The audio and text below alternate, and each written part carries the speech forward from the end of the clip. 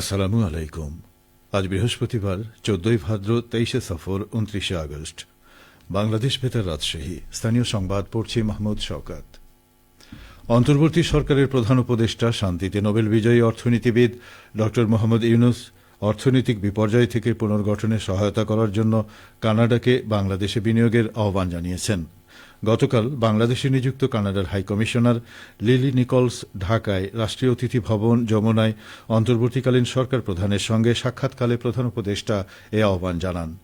ড মোহাম্মদ ইউনুস সে দেশের শীর্ষ রাজনীতিবিদ এবং উন্নয়ন সংস্থা সহ কানাডার সাথে তার দীর্ঘ সম্পর্কের কথা স্মরণ করে বলেন, অর্থনৈতিক প্রবৃদ্ধি বাড়াতে তার সরকারের কানাডার সহায়তা প্রয়োজন। অন্তর্বর্তীকালীন সরকার উত্তরাধিকার সূত্রে একটি অর্থনীতি পেয়েছে যেটি বিপুল পরিমাণ ঋণের ভারে সম্পূর্ণ বিপর্যস্ত।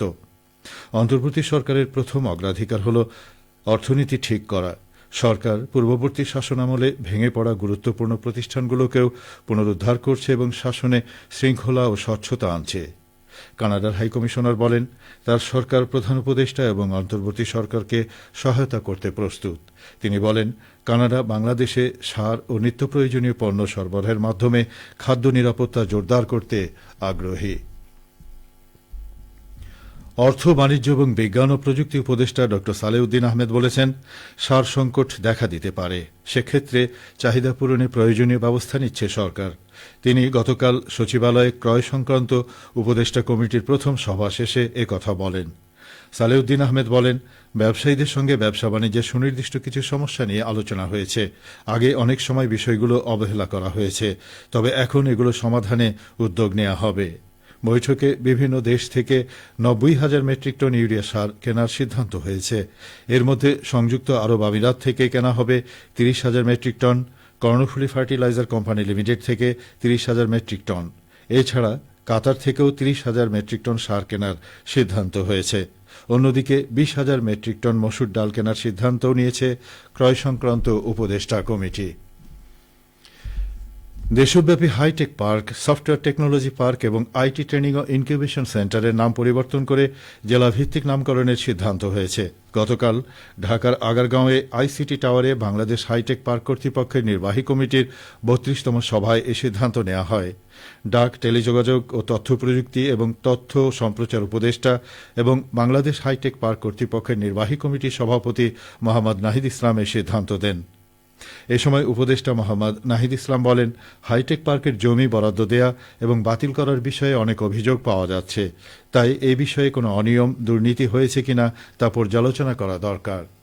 তিনি বলেন, যে উদ্দেশ্য নিয়ে দেশব্যাপী হাইটেক পার্ক তৈরি করা হয়েছিল সে অনুযায়ী প্রত্যাশিত ফল পাওয়া যায়নি। না পাওয়ার ক্ষেত্রে কতটুকু রাজনৈতিক কারণ ছিল, কি পরিমাণ দুর্নীতি ছিল বা সক্ষমতার মধ্যে কোনো ঘাটতি ছিল কিনা সে বিষয়ে আরও পর্যালোচনা করা প্রয়োজন। এই বিষয়গুলো চিহ্নিত করা গেলে সামনের দিকে কাজ করা সহজ হবে। চাঁপাইনবাবগঞ্জ পৌরসভার 12-13 নম্বর ওয়ার্ডে 1,700 মিটার দীর্ঘ দুটি ড্রেন নির্মাণ কাজ এগিয়ে চলেছে।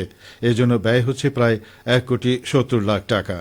পৌরসভার স্থানীয় সরকার কোভিড-19 রেসপন্স অ্যান্ড রিকভারি প্রজেক্ট শীর্ষক প্রকল্পের আওতায় এই ড্রেন দুটি নির্মাণ করা হচ্ছে। এর মধ্যে 12 নম্বর ওয়ার্ডে প্রায় 1,15,00,000 টাকা ব্যয়ে চকপাড়া ইব্রাহিমের বাড়ি থেকে ফরিদ উদ্দিনের বাড়ি পর্যন্ত ভায়া ব্রিজ আরসিসি ড্রেন নির্মাণ এবং 13 নম্বর ওয়ার্ডের বাহিরটিক রামপুর মাদ্রাসা মোড় থেকে রেহাইচর ব্যাংকপাড়া মোড় পর্যন্ত আরসিসি কভার ড্রেন নির্মাণ কাজ। এর জন্য ব্যয় হচ্ছে 54,57,000 টাকা। ড্রেন দুটি নির্মাণ কাজ এখন শেষ পর্যায়ে রয়েছে। কাঁচা মরিচ চাষ করে উচ্চমূল্য প্রাপ্তির মাধ্যমে লাভবান হচ্ছেন নাটোরের কৃষকরা। চলতি খরিফ এক মৌসুমে জেলায় 233 হেক্টর জমিতে কাঁচা মরিচ আবাদ করা হয়েছে। ইতিমধ্যে প্রায় 100 হেক্টর জমির কাঁচা মরিচ সংগ্রহ করেছেন কৃষকরা। হেক্টর প্রতি ফলন পাওয়া যাচ্ছে 3.60 টন। নাটোর কৃষি বিভাগের তথ্য মতে বিগত বছরে জেলায় 209 হেক্টর জমিতে কাঁচা মরিচ চাষ হয়। হেক্টর প্রতি ফলন পাওয়া যায় 3.37 টন, অর্থাৎ আবাদি জমির পাশাপাশি গড় ফলনও বৃদ্ধি পেয়েছে। কৃষি সম্প্রসারণ অধিদপ্তর নাটোর জেলা কার্যালয়ের উপপরিচালক মোহাম্মদ আব্দুল ওয়াদুদ জানান, উচ্চ মূল্য এবং উচ্চ ফলনের মাধ্যমে কাঁচামরিচ চাষাবাদের মাধ্যমে লাভবান হচ্ছেন জেলার কৃষকরা।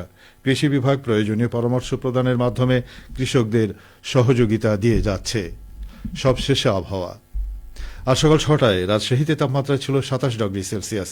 এ সময় বাতাসে আর্দ্রতার পরিমাণ ছিল 96%। রাজশাহী ও পার্শ্ববর্তী এলাকায় আজ সূর্যোদয় হয়েছে ভোর 5:46 এবং সূর্যাস্ত সন্ধে 6:26। সংবাদ শেষ হল। আমাদের পরবর্তী স্থানীয় সংবাদ প্রচারিত হবে দুপুর 12:10।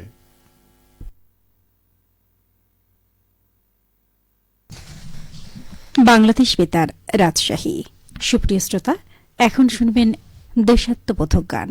শিল্পী সামিনা চৌধুরী, গানটির গীতিকার শাফাত খৈয়াম।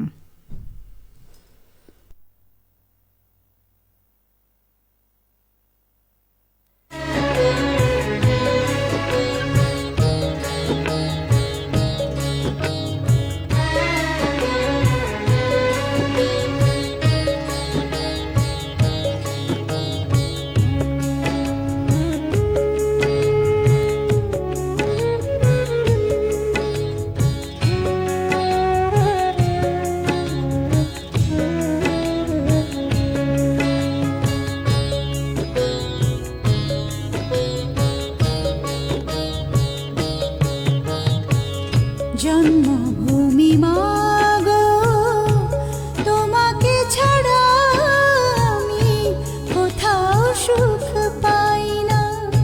তুমি আমার প্রেম, তোমাকে ছেড়ে আমি কোথাও যেতে চাই না। তোমাকে ছেড়ে